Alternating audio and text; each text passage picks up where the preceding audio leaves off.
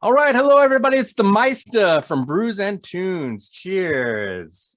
I am absolutely thrilled today. I am chatting with the one and only Geoff McGraw of legendary metal band, Ohio metal band, Axemaster. Thank you, Geoff, so much for chatting with me today. How you doing, my friend? Absolutely my pleasure. I'm doing well.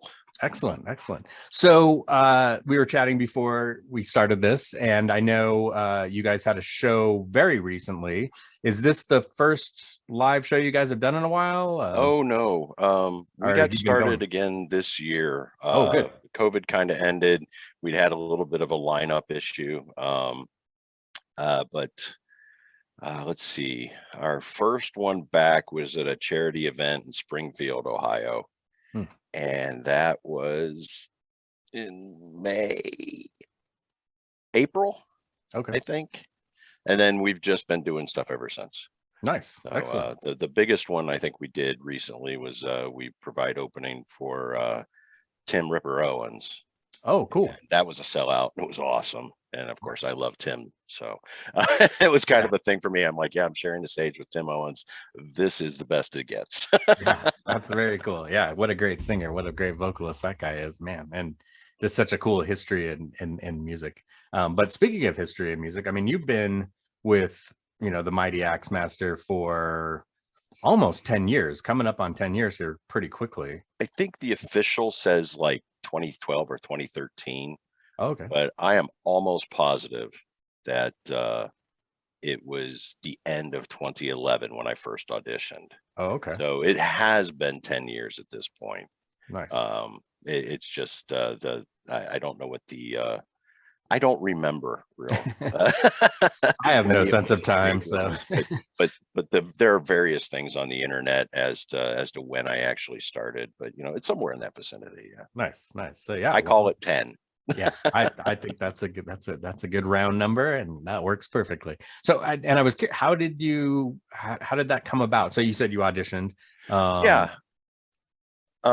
So strangely enough, okay, so I had moved away from Ohio years ago and went to Dayton, went to Chicago.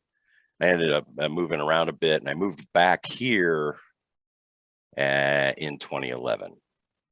And just before I had been in a band down in Dayton before that. And when I came back here, I was trying, and it kind of fell apart. And I was trying, at the time, I was trying to set up a thing of my own in Dayton. When I had to move, I came back here and I started trying to set that thing up again. And it wasn't going so well. So I have never had a good experience with Craigslist. It's just something I try not to do. Anytime I've been in a band where we've gotten somebody's from Craigslist, it's always been drama oriented. So I like avoided that. But I started answering Craigslist ads because at that point I was just like, I got to play in something. I auditioned for a band in the area called Wixer, who, if you haven't heard, it's WXIOR. They don't exist anymore, but they had a really cool album out called Red Noise. It's modern metal. Encyclopedia Metallum won't recognize them.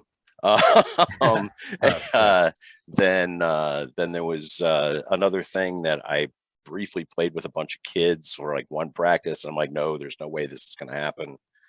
And then I joined a band that was supposed to be a very theatrical thing, which was to be called Psych Ward, where we all chose a name and an actual mental illness. And we would perform, and we were going to perform in straitjackets. And I went out and bought a guitar that was they're still out there. I can't remember the maker right now. It's one of the sub brands of Music Man, but it had a big steel plate bolted to the front of it. And so I was getting into that, and that didn't really get much of anywhere. And then I think it was in November, because it was around Thanksgiving, that I was at my brother's house and I got a call from Joe, because I'd posted on Craigslist again, mistakes. And he called me while I was there, and I'm like, I know this name. Why do I know this name? And he asked me if I'd like to audition. I'm like, sure, why not? Yeah, that'd be awesome. And so we set up a date. By then I remembered who Axemaster was. I was like, oh my God, this is awesome. Yeah. And I went and we played some of the songs that would eventually be, he played some of the songs that would eventually become Overture to Madness. Cool. And the song Forsaken, which I don't remember what it was called at the time. There's always working titles for his stuff. It doesn't say song one. It's always something. Right. Like on the current one we're working on, there's one on there called Stargate because it was running in the background while he was writing it. Nice. But so I went in and I was like, oh, I really like this song. I've got something that fits this. And because I brought my stack of lyric books. And so I opened up my lyric books. I found that song and we ended up rearranging it a bit in the end. So I sang a verse and a chorus. And then he took that and sent it to the other members of the band and they were all down with it. And then I was in. Cool. And then we just started recording. Nice. That's great. And so, yeah, and the first, I believe it was a Taste of Madness EP, right? That was the first thing that was released. Okay. So interestingly enough, that's not a release. I mean, technically it is. But there's a gentleman over across the pond called Christian Clemente, I think is his name. Goes by Bruder Klee online. Okay. And he said he knew some people. He was going to a festival. Would we send him? He was kind of like our unofficial promoter because he wanted us to get a new record deal, and so he wanted some stuff to be able to give people. So we burned copies of really advanced rough songs that would be part of Overture to Madness and printed off some covers which they fit in like a DVD cover and sent them to him, and he just started giving them out. So there's only like 50 of those. I don't even have one. Wow. Neither does Joe. Well, they're essentially demos. They're essentially demos. Like demos just to give to people in the industry to see what kind of interest we had. Okay. But they wasn't an actual release. It's probably the rarest thing in our discography that's out there. So it's not actually a release. I guess you could technically call it an EP, but it's just songs that are what was to be on the new album to gauge interest. Okay. So there's only like 50 of them unless somebody else has burned copies. Yeah, which is entirely possible. I've been looking around for one and I haven't been able to find one, for at least not for sale, but I'm sure somebody would, if I've heard enough. But yeah unfortunately that's going to be a rough one to find because we only made 50. Yeah, well, and if you don't even maybe 100, but I don't think it was that many. Wow, it was like 50. Cool. That's cool.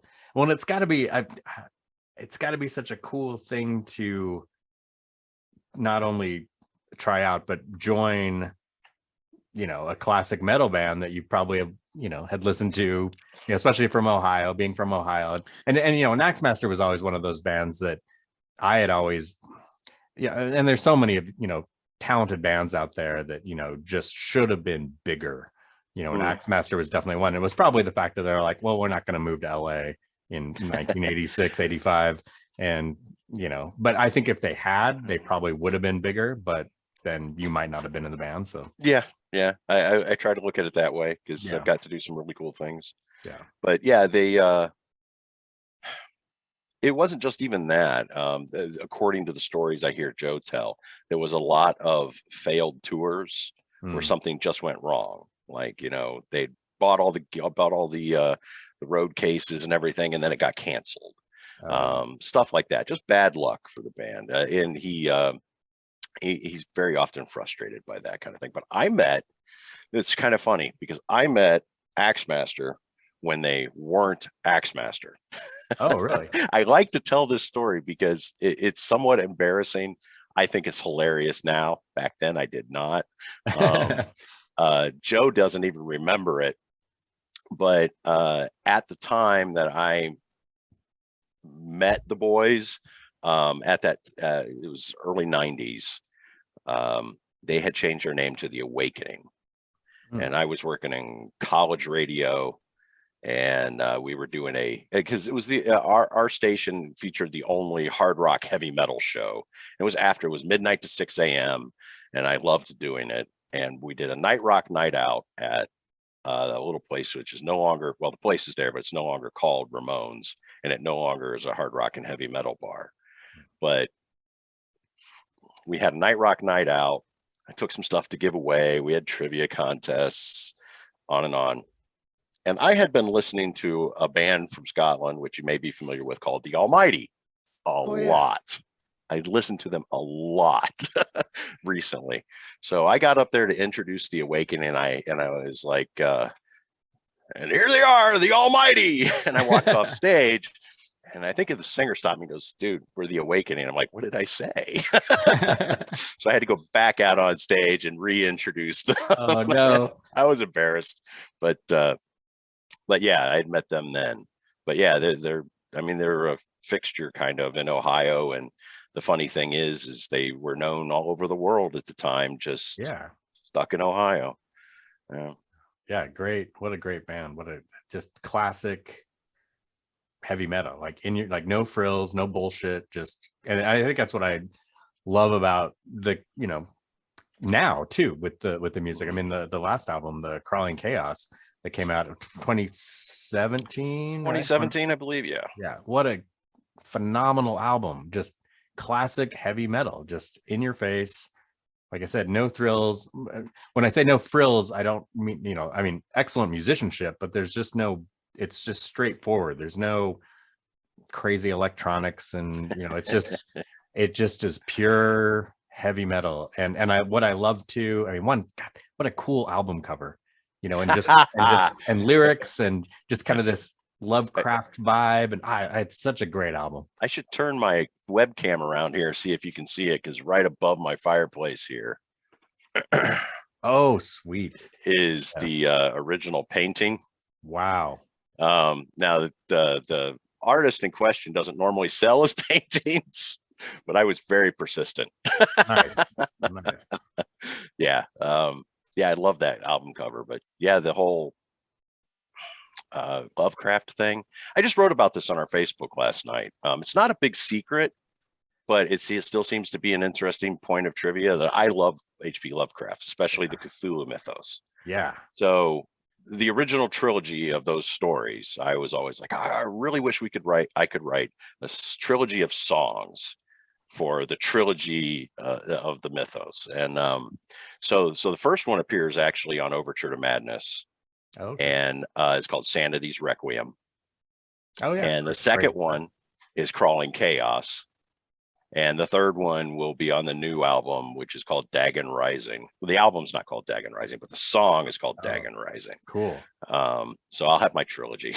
Nice. That's awesome. So new album. So you're working on a new album. Yes. When do you guys have a schedule? We're so early. So like 2 years ago, we were like saying 2 years, but lineup issues, and Joe likes, and I do like as well, that whoever is in the band when the album is being recorded gets to put their own stamp on it. Everybody gets credit for it. And there's none of this, well, I wrote them. I wrote the lyrics, Joe wrote the music. Therefore, we own the credit and all that. It's everybody gets a part of it. So cool. So right now we have a full band, and I don't see this particular lineup going anywhere anytime soon besides up. So now we've really started to get into this is the first lineup since we started writing these songs that have practiced more than one of them. So it's coming along, but I'm gonna say it's got to be at least another year and a half before we're ready to talk about putting it out. Okay, interesting.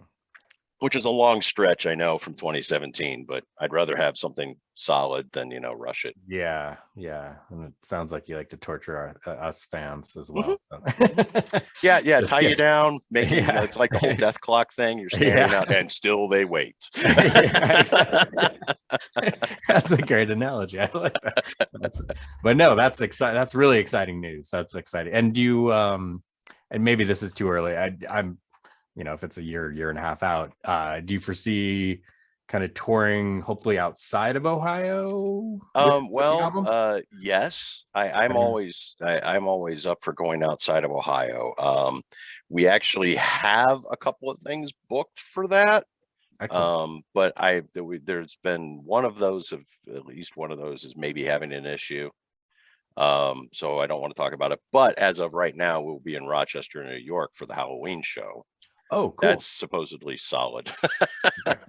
But yeah, I very much want to go. I'm all about going out and about and around. Joe is as well. And I think the lineup we've got now is perfectly willing to travel. Cool. So very cool. That's exciting. Fingers. Yeah. Come to Utah. I would love to. Yeah, come out. I'd absolutely love to. Yeah, that would be awesome. Yeah, we'll go to dinner. We'll go drink some beers. Okay. All right. Or scotch. You're a scotch guy right now. Yeah. Yeah, we'll go get some scotch. Oh yeah. What are you drinking? What are you I'm drinking the Yingling Hershey's Porter. Nice. Which was supposed to taste like chocolate, but doesn't. It's still pretty good, but a little sad because I love chocolate. Me too. Yeah. I'll have to try that if I can get my hands on it. It wasn't hard to find. I just went to Giant Eagle and there it was. Nice. So I'm sure it's in a grocery store somewhere near you.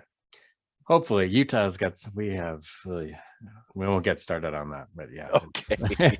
Yeah, our liquor laws and our everything's run by the state. So it's a bit of a nightmare sometimes trying to get stuff, but oh well. Beer trades. I can do beer trades with people.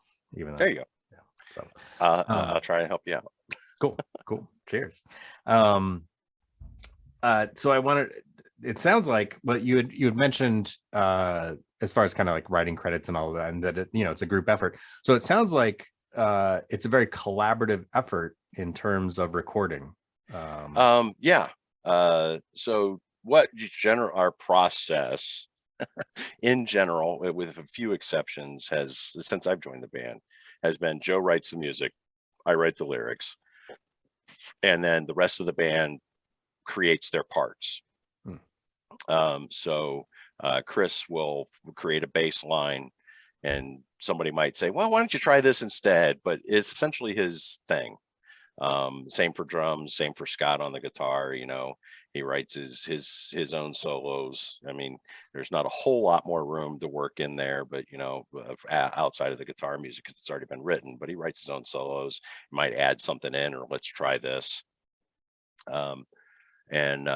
For the most part, I've written the lyrics with a few exceptions since I joined. Exceptions being Death Before Dishonor, because that's an old song. It didn't really change the lyrics. Flowers for the Dead, 30 Pieces of Silver. I think those are the only three that come directly to mind that I didn't write the lyrics for since I joined. But then, everybody kind of comes in and makes suggestions, like we were just playing. And on Crawling Chaos, I was able to bring in a song, which we changed a little bit. The end is totally different from what I had put on it, which was Shallow Grave. Oh, okay. And in this one, I donated some riffs, which Joe put together. And that doesn't have a title yet. But yeah, everybody kind of puts their own spin or puts their own stamp on it. And that's the way Joe really wants it. Cool. I think it's much harder if you just hire a bunch of guys to play what you've already written and give them no investment in it. I mean, I want a band. I don't want to hired guns. I don't want to be a hired gun either, really. Right. Although, if they're paying me, several $1,000s a night, I'll come sing for you. There you go. Well, that's cool. Yeah, I love yeah, it's always nice. I mean, and, oftentimes there's in, various bands that, there'll be kind of a, for lack of a better term, kind of the mastermind of Oh yeah. but it's always nice to hear when it's a very collaborative, very organic process, which I think makes for better music in a lot of Yeah, ways. I do too. And it makes for more satisfied people and a better stage environment and a Yeah. better, buddy system. I mean, Trent Reznor had his boys, which he was paying how much ever he was a night. It wasn't much. Hmm. And then they got sick of it and they went off to be Filter. I mean, Yeah. Yeah. it happens. Dave Mustaine has a rotating cast of characters, and some are really, really good players, but who wants to stick around when forever when you don't really have a say. Yeah. Yeah. Yeah. I totally get that. That makes sense. Let's go back in time a bit and talk about your start in music. Did you come from a musical family? Like, how did you get involved? Well, because obviously you're the vocalist, but you also play guitar as well. So how did that process work? What was the starting point? It's weird. It's kind of weird. No, I didn't exactly come from a musical family. I to this day, there was some music in the household, but it wasn't like we listened to it on a regular basis as a family. We had one of those old, it was at one point in time, it was, I can't even remember. It was the old style, which you set the whole thing down, and Dad had converted it to a turntable. So it was this big white cabinet. And so we would play on that, and I would play stuff like, so I hate Ray Conniff and the Carpenters to this day because that's all my parents played. Can't stand it. But I would throw stuff on like, Benny Hill Sings and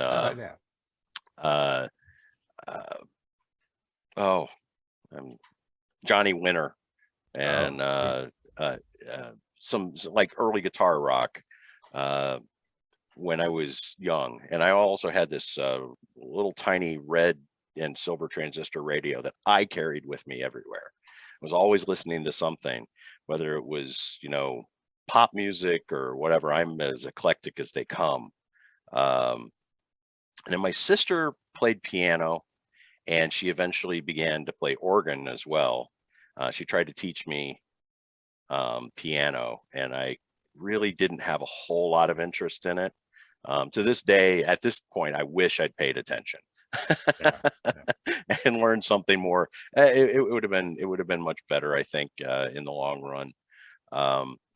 But I wanted to play guitar, and my parents gave me one of those nylon string, no name on it. The neck was, 6 inches. The clearance between the strings was like 6 inches. It was terrible. And then when I was 12, I was just begging for an electric guitar. And I occasionally have posted a picture online. I have that of me with that first electric guitar. No idea what the brand was. It was red. It was a Strat style. My guitar teacher at the time was like, that thing's heavier than a Les Paul. It was a big chunk of wood, and and I had no effects and I had no amp, but I would plug it into the back of the stereo and make noise. So yeah, but then, as soon as I got in school at a young age, even in, you went and you sang in choir in grade school. It was kind of required, but that was my favorite class of the day. I was going to go do music. And so music for me has always been an omnipresent thing. Cool. So everything my sister was the one who accidentally introduced me to heavy metal by giving me a Black Sabbath cassette along with CCR and Bread. Nice. And my favorite song on the Bread album was Mother Freedom, which was guitar rock. Yeah. The others were, very sappy and everything. Like, I still like those tunes. But yeah, she accidentally introduced me to Black Sabbath, and then it's kind of been at like age 8. Wow. Downhill from there. Downhill from there. Yeah. So yeah, music has always been omnipresent for me. Cool. It's something that it used to be I listened to in the car all the time. So if I was in the car, there was music on. And then, when you get a stereo system, it's in your room. And then when, you get the Walkman, it was in your hand. And then the CD Walkman, it was in your hand. And now it's getting harder to do that again because, MP3 players are going by the wayside and you got your phone. And I personally want a dedicated music player. I don't want to put it on my phone. Yeah. Then I drain the battery.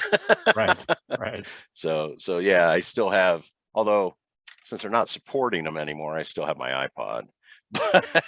But so do I. Yeah, but they're not supporting them so much anymore. Yeah, which is unfortunate. So I'm sure I've gone off the beaten track there. What was it? So no, this is great. Great. Well, and kind of along those same lines, I was curious, and maybe it's changed over the years, but I was really curious, kind of who were as far as vocals, who were the big influencers for you? Okay, so there's 3. And 2 of which I can't even hope to hit their range. One of which, his falsetto is just so amazing that you don't even hardly know it's a falsetto. But he taught me something about being able to sing rock. So my first one growing up was Freddie Mercury. I mean, like, oh my God, that man's voice is just there's something about it. I mean, he could do everything. I mean, it's one of the things I liked about Queen too, is they were unafraid to ride the wave of whatever was popular at the time. Yeah. I mean, there's some albums there like Hot Space. There is no reason that they should have recorded that album, except that sound was kind of popular at the time. Right. So, they did their own thing and they did what they wanted for whatever reason they wanted. But Freddie and Brian's guitar, but Freddie's voice was just, it put me on high alert every time. It still does. Yeah. I mean, oh yeah. Then of course Ronnie James Dio. I mean, Dio. I love that man's voice so much. I have his doo-wop stuff. Oh yeah, cool. Yeah, Ronnie and Prophets. Yeah, I mean, yeah, that man's voice. I have everything he's ever, an example of everything he's ever recorded. Cool. I can't say I have all the doo-wop stuff because I don't. All except for Hearing Aid. And that is so hard to get a copy of. Yeah, that's a rare piece right there. I had it and as a kid, and then somewhere along the line it went away. But yeah, Ronnie James Dio, that man just, I mean, even when they recorded Bible Black under Heaven and Hell title, even though I could hear the age in his voice, there was no lack of power and persuasion. That man is just, will always have been one of a kind. And there's absolutely nothing you can do to take away from that. Brilliant. I read an interview recently, actually, with, I don't remember who it was now, but it was somebody who played with Heaven and Hell. It was the last show they ever did. And I think, or it might have been or close to it, and it was somebody big. I can't remember who it was, but they said, Dio, they were backstage in the green room and Dio came back and they looked at him and it was obvious he was sick. Like, they're like, holy shit, he does not look good at all. But then they're like, yeah, he went out and destroyed the place. I mean, his vocals are so powerful. The man's vocal control is just stunning. Yeah. That's a dude that I can never get tired of. Yeah. Some of my favorite albums and songs. It's Dio. I mean, definitely Rainbow era. Fuck, Rainbow. Oh yeah. Elf. Another Elf, great and band. before Elf, there were Elves. Yeah, I got that. I don't have any of the doo-wop stuff. I need to find that, but I've got Elves and I've got Elf, and then I mean, Rainbow and solo stuff. I mean, all of it's just incredible every time I put it on. And the thing I always love about Dio is Ronnie is that anytime I put it on, I kind of have to stop doing what I'm doing. Like if I'm doing it, like it's not background music. You can't You got to kind of stop and listen. Oh yeah. Like every time Last in Line comes on, Oh, I love that. Is one of my favorites. Last in Line comes on, I actively stop doing everything else and I actively listen to what he's doing. It's just the dynamics in his voice are amazing. Just yeah, agreed. So sorry, I oh interjected no, there. no, no, And you, no. I and could talk about Dio all day, but yeah, yeah. and the third one is World Dane.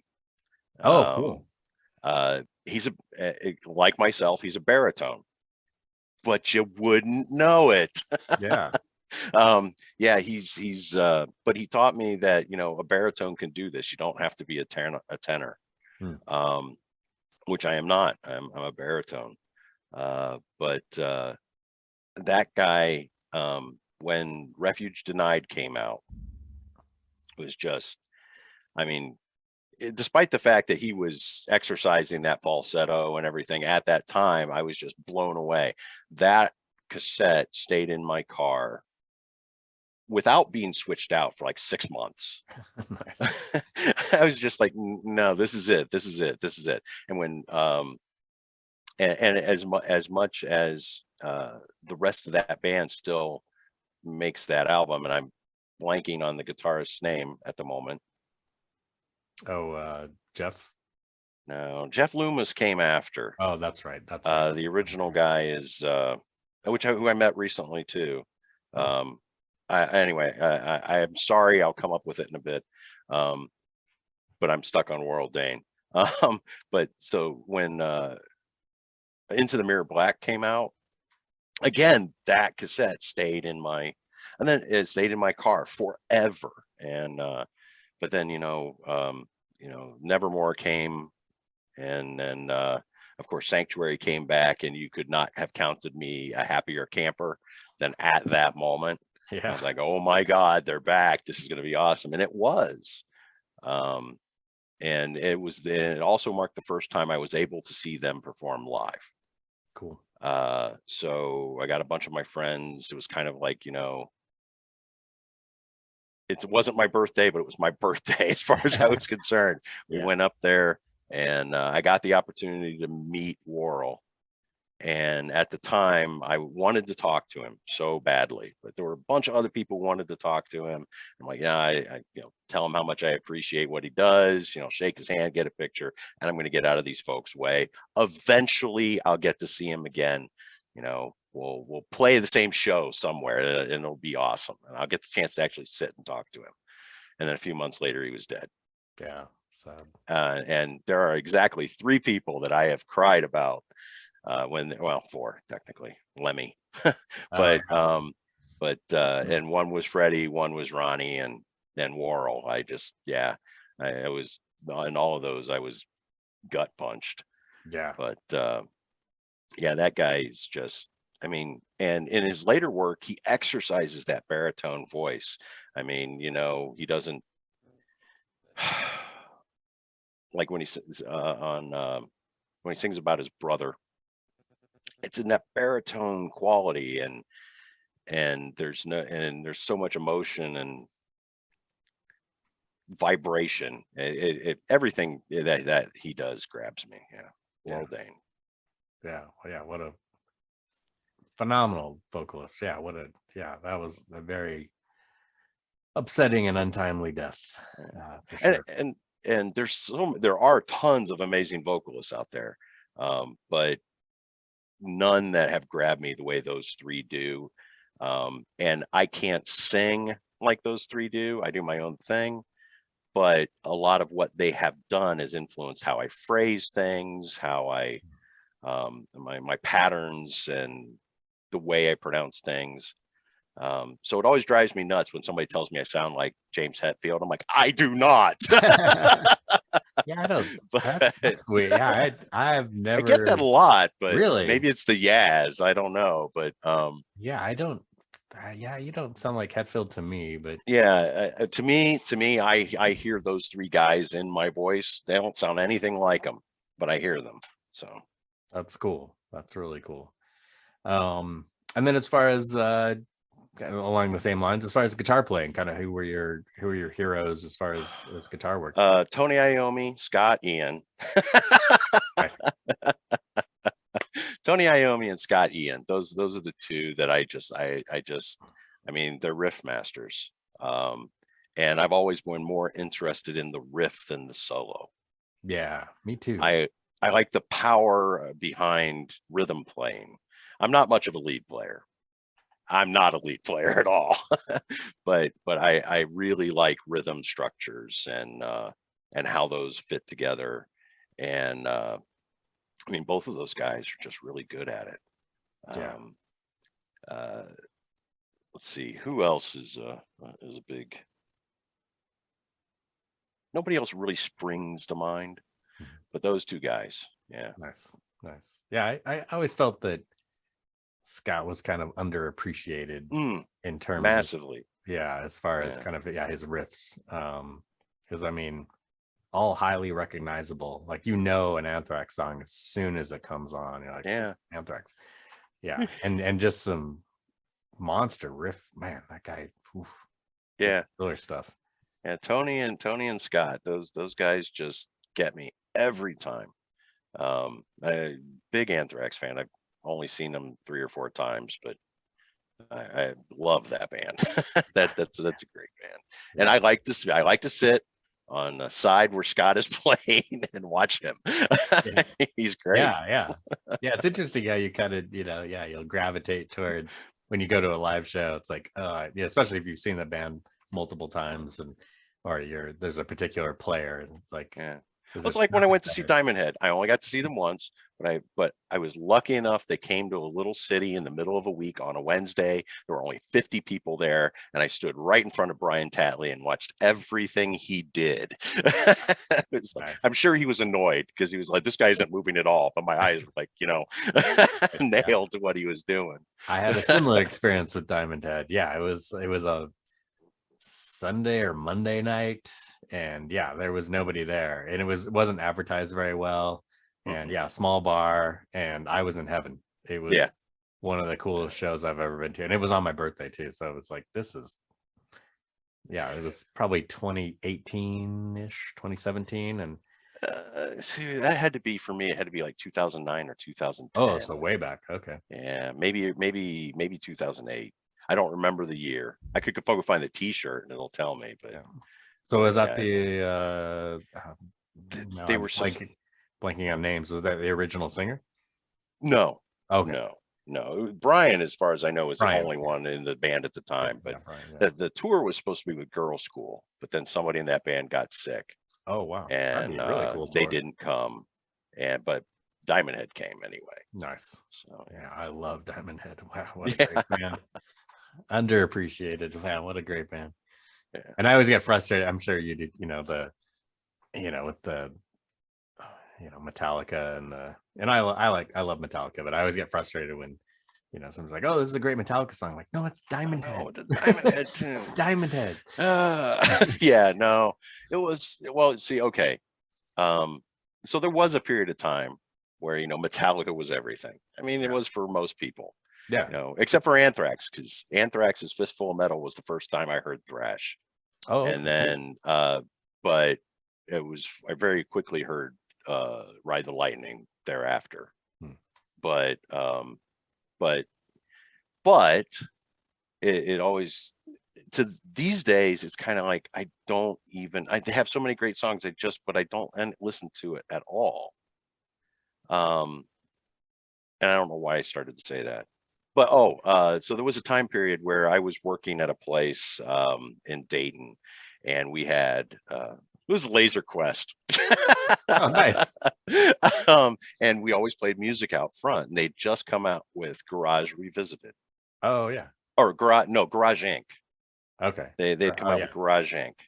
And I enjoyed that album. I mean, I like all the Garage Day stuff. It's cover tunes, but they put their own spin on it. It's fun. And there was this kid in there was just talking about how amazing this new album is. I'm like, yeah, it's really good. I enjoy it. And he goes, where did they come up with these ideas? And I'm like, looking at him funny. He goes, they wrote this song. And I'm like, they didn't write any of these songs. Yeah, this is all. And he was like, stuff. What? I'm like, any of the Garage Days albums are cover albums. They're other people's tunes, you know, whether it's Thin Lizzy or Diamond Head or Misfits, whatever it is, it's a cover tune. Well, what about Whiskey in the Jar? I'm like, that is an old Irish folk tune. Yeah. And he was so angry that they had written cover tunes. He told me he was going to stop listening to them. Really? But I was like, that's not a reason for it, dude. Yeah, just recognize the fact that your favorite band doesn't always write all their own music. Yeah, and it's a tribute to what they listen to, you know. Mhm. Like, yeah, it's not. Yeah. The cool thing, what I thought was cool about that album or those albums was they got me into stuff especially like Budgie. Yeah, I had never heard of Budgie until. Yeah, and I love Budgie. I'm a huge Budgie fan now, but it was because of Metallica I got into Budgie because on that original Garage Days, I guess in '87, whatever it was. Yeah, I heard. I'm like, what is this song? What is this? Yeah, I got to check this out. This Brain Surgery. Who is this? Budgie? I remember. I think I had heard of them. I just, I was a kid. I was 16 at the time, and I immediately went looking, digging and trying to find some of this stuff. It was somewhat obscure, especially then. Diamond Head and. If Metallica has done nothing else, they have opened up the world to other people. Yeah. I mean, most of us had never heard of Diamond Head or Budgie or new wave of British heavy metal unless you were heavily involved in the tape trading scene. Just wasn't on anybody's radar. Yeah. So, I mean, that was a great thing that they did just in that. Yeah, because all the neat records, I guess, out of England. Yeah, a lot of that stuff didn't come to the States, or it was ridiculously expensive to import it. So you just didn't. Yeah, I was just listening to a podcast called The Heavy Metal Historian, which apparently I cannot listen to on Stitcher anymore because it's the source is missing. So I have to go to the website to finish the series.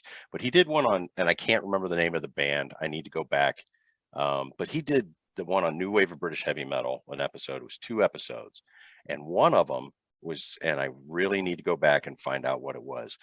There was so much involved. There was a Welsh band who sang in Welsh, whose name was in Welsh. Oh, wow. And the only available recording of them, they were part of the new wave of British heavy metal, but the only available recording of them is from a TV show in Britain. Wow. And so I'm like, okay, I got to find out who that is. Yeah. The new wave of British heavy metal was definitively interesting. There's a lot more going on there than we give it credit for. Yeah.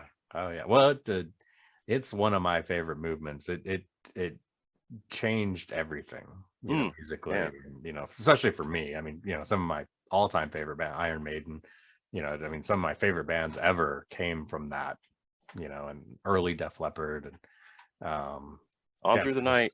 Yeah. Great. Wasted Years. Great stuff. Yeah, like all that stuff. Yeah, I love it. Yeah, Girl School and Rock Goddess, and just all these cool bands that just didn't get played in America, or you'd like hear little, you'd read about it and then try to dig it up, and it's unfortunate, but it one thing, and I'm circling way back, sorry, in the conversation. One thing that you mentioned was talking about your vocalists, your favorite vocalists, and playing, kind of that continual tape playing, and that's one thing with that I found with Crawling Chaos is that's an album that as soon as it ends, I start over. Oh, nice. It's so good. It's such a solid album. And I meant to say that earlier, but I didn't want to interrupt you. But it has that same kind of thing for me where it's like, wow, I want more. I need more. I got to hear that again. Or I'll go back to earlier stuff. But that album just grabbed me immediately when I first heard it, a couple of years back. And or several years back, and same thing, like when I listen to it I loop. Killer stuff, and that I think that always kind of defines great music in a lot of ways, is if you feel like I need more, I didn't get enough, I want more of this. So I think that's part of why I'm like, oh yeah, please come to Utah. I want to see you guys live. I've never seen Axemaster live. I've seen some footage, but I've never, I've Yeah, always no, wanted to. like I said, I'd love to come to Utah, and thank you very much for putting it on repeat. That's awesome. I enjoyed making that album a lot. There's a lot of stuff in there that like was instantaneous writing. Like we wrote so 10,000 Pound Hammer when there's a funny story. For a while we were known as the band that played 10,000 Pound Hammer. They couldn't remember our name. But I sat on the steps while they played it and we wrote it. Oh, really? Yeah, Joe had the basic riffs. We sat down and they were putting it all together, and he had the layout.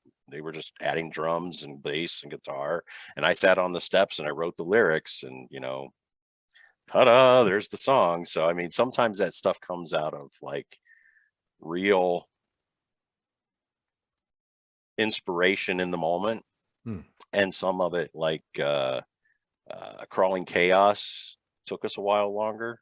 Again, Joe had the basic layout.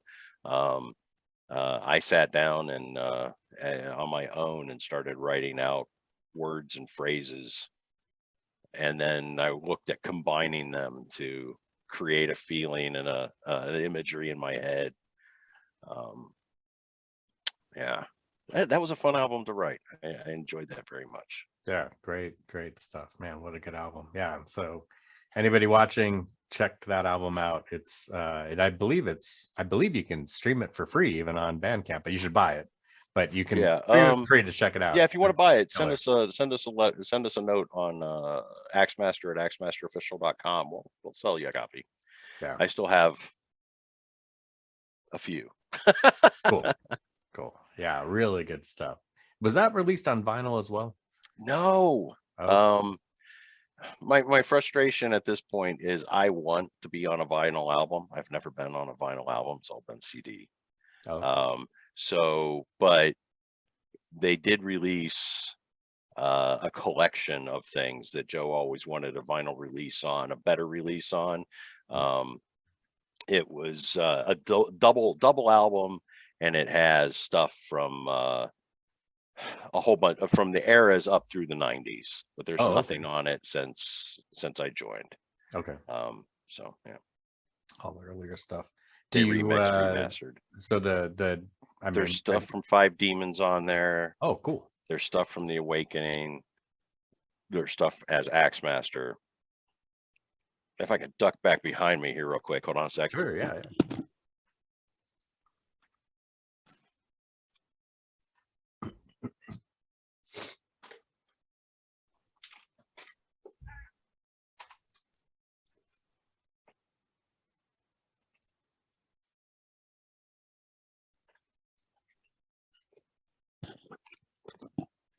I have one of those leather snap cases for vinyl, and it fell apart.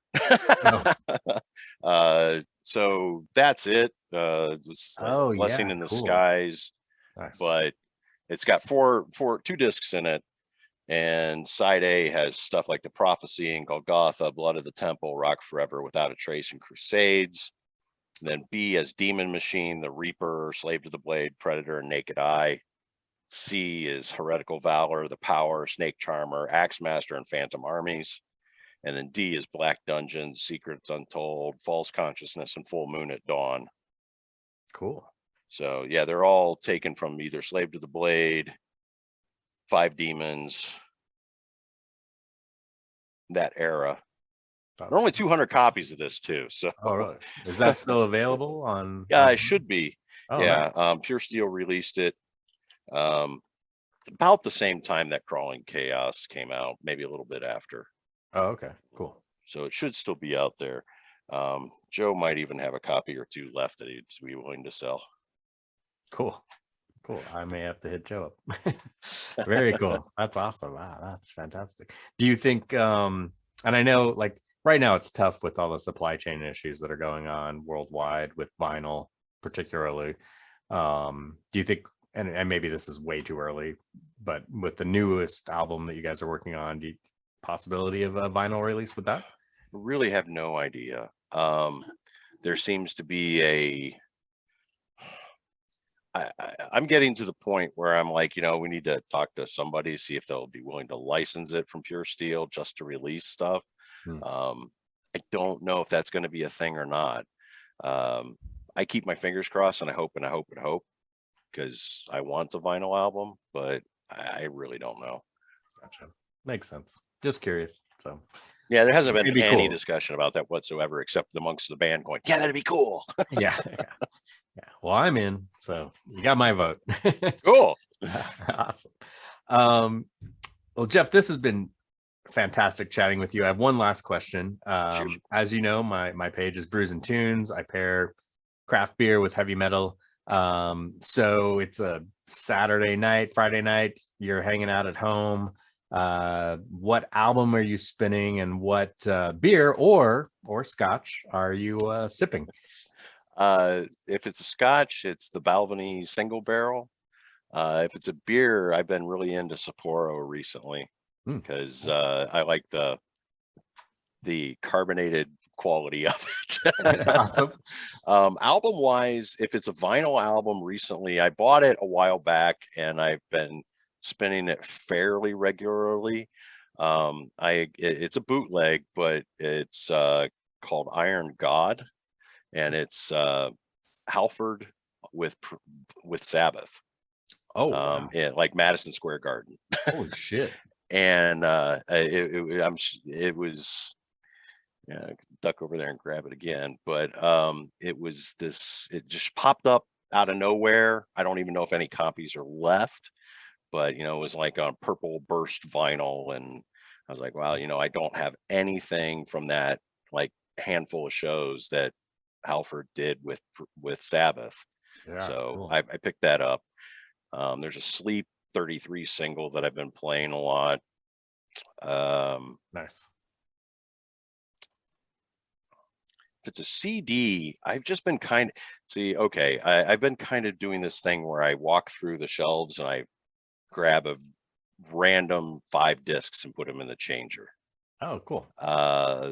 But usually there's a band that finds its way in there from the Cleveland area called Mystic, Mystik. Okay. They had 2 albums. One was called The Plot Sickens, and the other I think was just self-titled.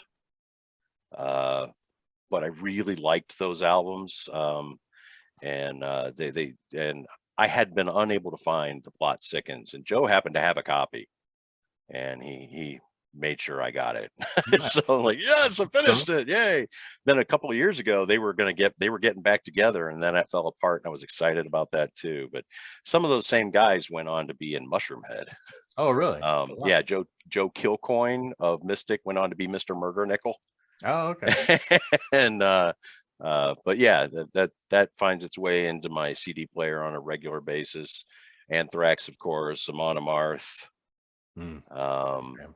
There's a band out of Dayton that we saw play recently that I really liked. It was called Reign of Athena. Oh, cool. Female fronted. She's tiny. If you're not up front, you're not going to see her because she's not going to stand over the crowd, but she's got this huge voice. Nice. Let's see. A lot of White Zombies, some Wasp. Cool. I love it. It just depends. It just depends. I just recently listened to Flesh Engine again. The guy who painted our album cover for Crawling Chaos has a band called Abductum, which is really cool. Man, I could really just go on all day. Yeah, this is great. I mean, just sitting right here in front of me. What have I got in front of me? Black the Sun, Dean Owners Association portrait. It's a guitar. It's a guitar club, but they put out several CDs. Yeah, there's all kinds of stuff that makes its way through. Nice. I've yet to listen. I picked up the other night a band called Sarcophagus, SARCOUGHUS. Okay. And it's death metal, and I heard them the other night, and their song Self-Inflicted my brain is just not working today. Self-inflicted lobotomy, I think it was. I loved that tune right there live. I was like, oh, okay, CD's mine. Yeah, so Cool. just depends on what it is. Yeah, nice. I love it. I love it. Well, Geoff, this has been an honor and a pleasure chatting with you. If, as I mentioned, everybody watching, if you have not checked out Axemaster before, please do so. There'll be links in the description below. You will not be sorry. Killer band, just great, solid, heavy metal, just cool stuff. So Geoff, thanks so much. It's been great chatting with you, my friend. Thank you. It was a pleasure. I enjoyed it very much.